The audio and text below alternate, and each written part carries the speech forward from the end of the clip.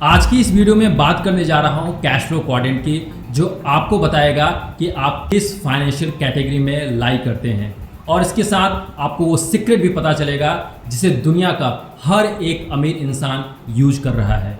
चलिए समझते हैं।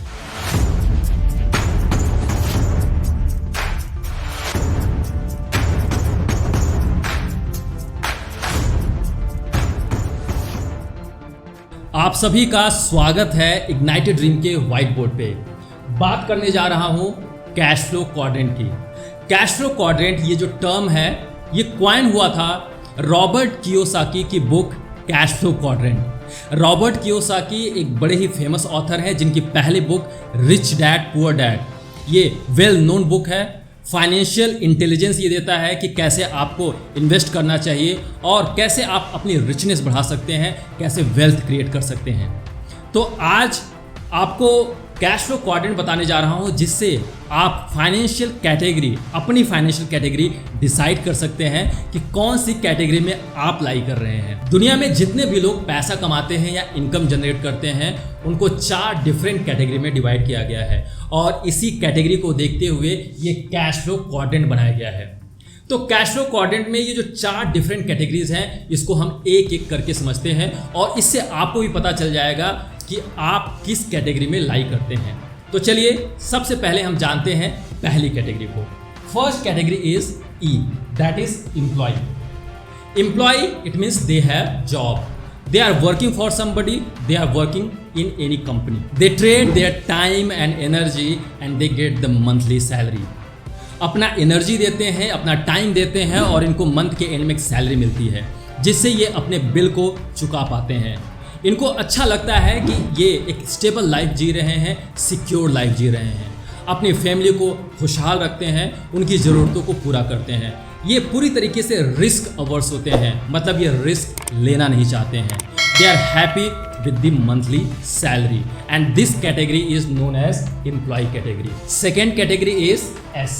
S means self employed and small business. Self employed का मतलब क्या हुआ है?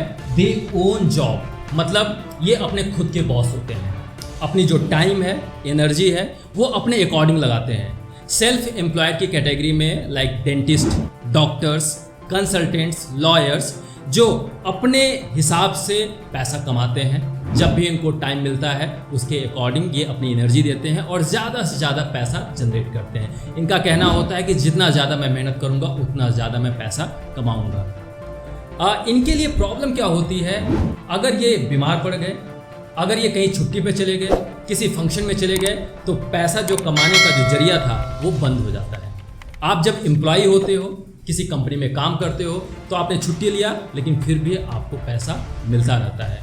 तो सिक्योरिटी और स्टेबिलिटी इसमें ज़्यादा है, बट सेल्फ एम्प्लॉयड के केस में आपको कम सिक्योरिटी मिलती है, स्टेबिलिटी कम मिलती है।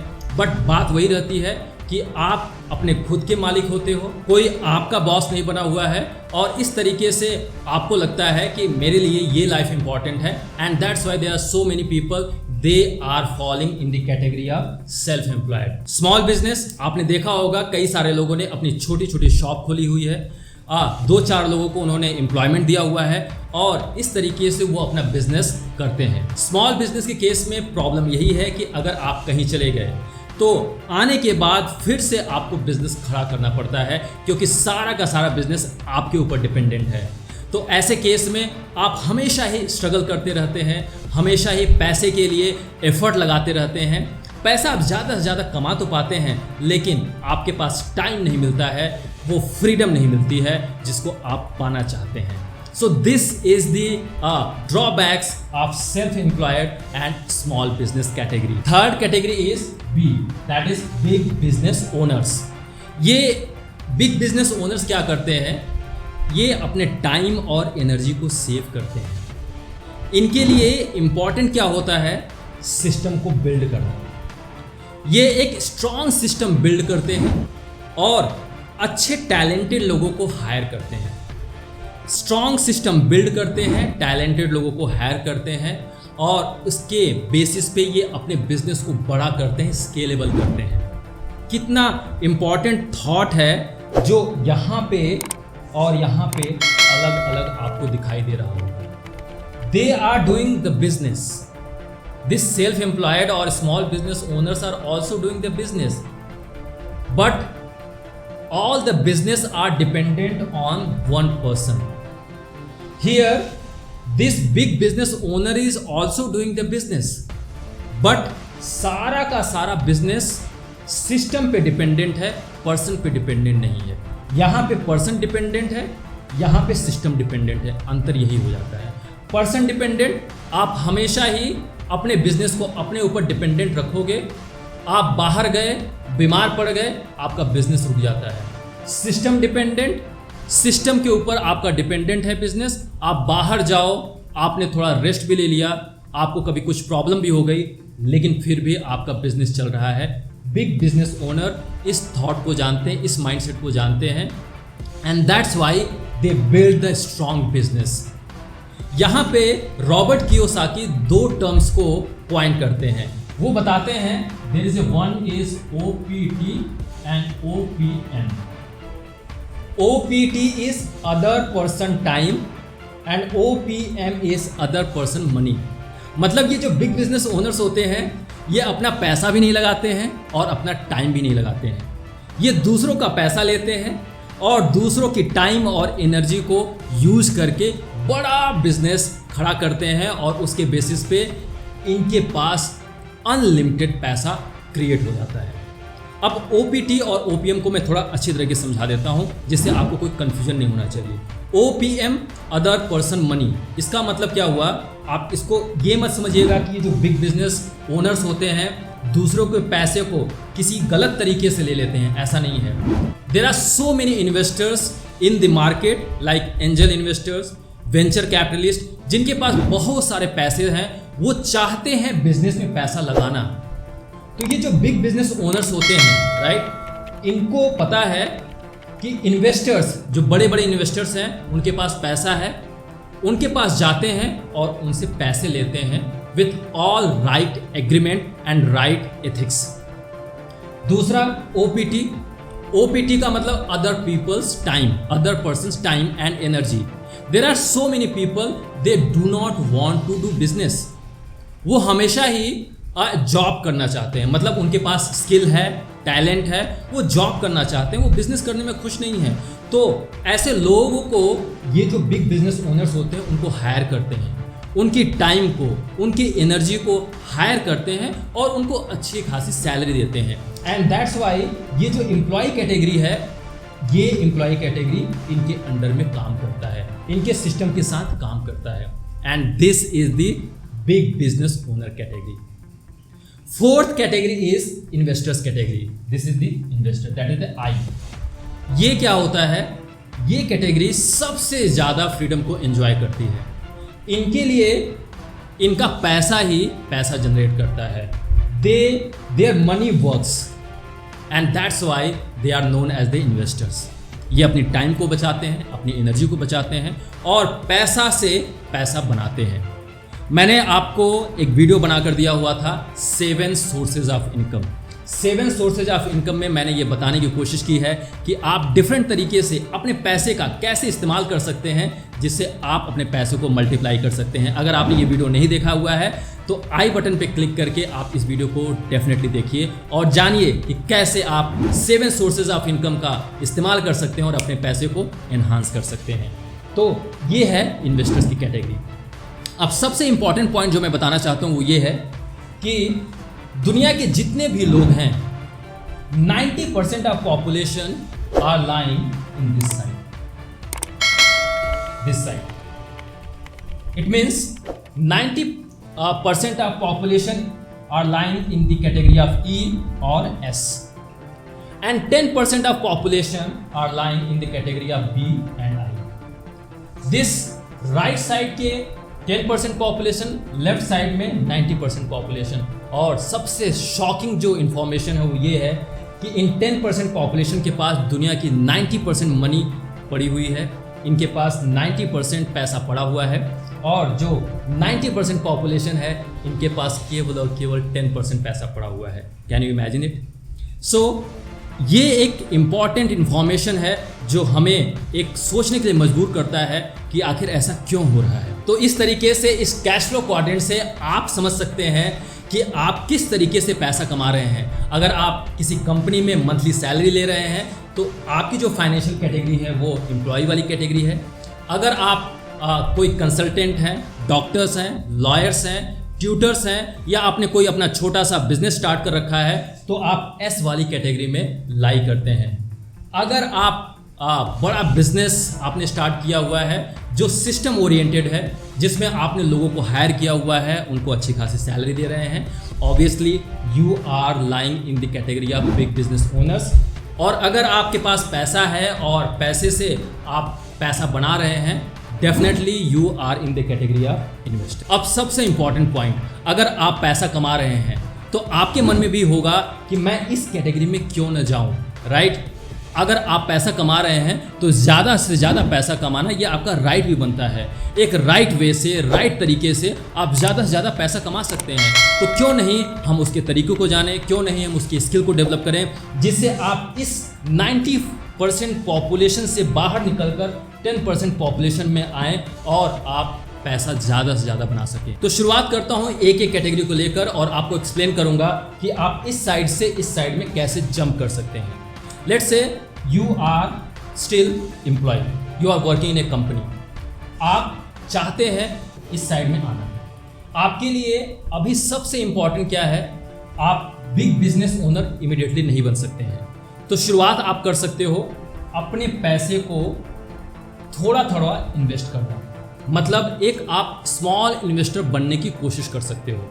तो ऐसे केस में क्या करना है, जॉब करते रहना है और आपको जो इन्वेस्टमेंट के स्किल्स हैं, वैल्यू इन्वेस्टिंग है, उसको सीखना है और उसको समझते हुए आपको छोटे छोटे इन्वेस्टमेंट स्टार्ट करने हैं। अगर आप चाहते हो वैल्यू इन्वेस्टिंग के बारे में ज़्यादा से ज़्यादा समझना तो कमेंट बॉक्स में लिख कर बताओ कि आप वैल्यू इन्वेस्टिंग समझना चाहते हो। मैं डेफिनेटली आपके लिए एक बेहतरीन वीडियो बनाऊंगा जिससे आप वैल्यू इन्वेस्टिंग के जो फंडामेंटल्स हैं उसको समझ सकते हो।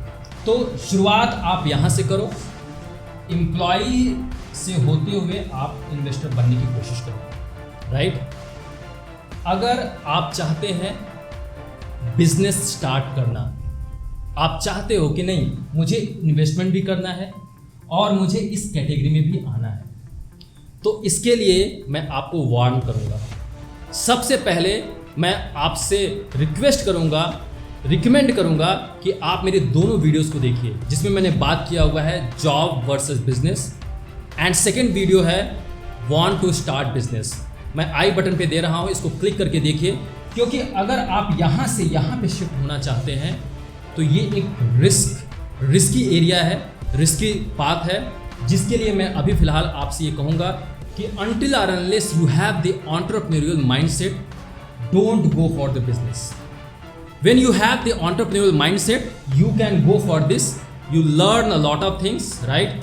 Start, move from here to here, self-employed, and then you can go from self-employed to big business, right?